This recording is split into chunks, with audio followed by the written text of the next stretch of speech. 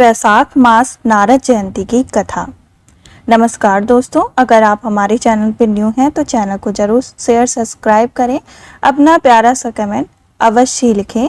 जय माता दी, जय हरि विष्णु। कहा जाता है कि नारद जयंती की जन्म कथा, जो कि हमारे वैशाख मास में सुनने मात्र से ही हमारे समस्त पाप कट जाते हैं और हमें इसका विशेष फल प्राप्त होता है। पौराणिक कथाओं के अनुसार नारद जी अपने पूर्व जन्म में उपवरण नाम के गंधर्व थे।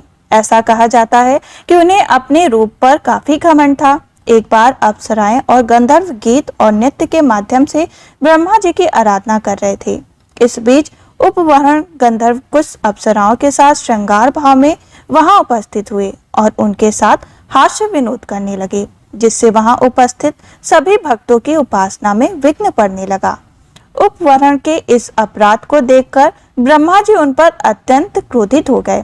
क्रोध में ब्रह्मा जी ने उनको अगले जन्म में शूद्र योनि में जन्म लेने का श्राप दे दिया।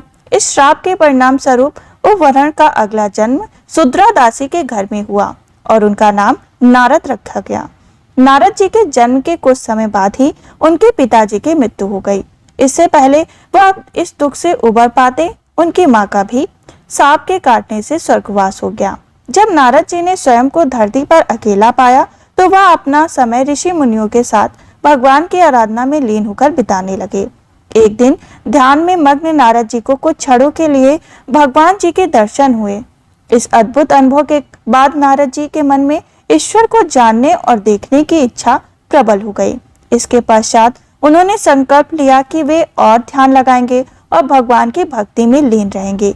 जिसके बाद वहां आकाशवाणी हुई, जिसमें कहा गया कि हे बालक, इस जन्म में अब तुम मेरे दर्शन नहीं कर पाओगे, अगले जन्म में तुम मेरे सार्षद बनोगे। इस आकाशवाणी को सुनकर नारद जी ने अपना पूरा जीवन भगवान विष्णु की तपस्या और भक्ति में समर्पित कर दिया। इस कठिन तपस्या के फलस्वरूप वह कालांतर में ब्रह्मा जी के मानस पुत्र के रूप में फिर से अवतरित हुए। इस दिन को ही हम नारद मुनि की जयंती के रूप में वैशाख मास में मनाते हैं। इस दिन जो भी नारद मुनि की कथा को ध्यान पूर्वक सुनता है, उसके समस्त पाप से हरि विष्णु की कृपा से कट जाते हैं और वह युगों युगांतर तक बहुत से पुण्य को फल प्राप्त करके स्वर्ग की प्राप्ति करता है। बोलो जय श्री हरि कृष्ण, जय श्री हरि विष्णु।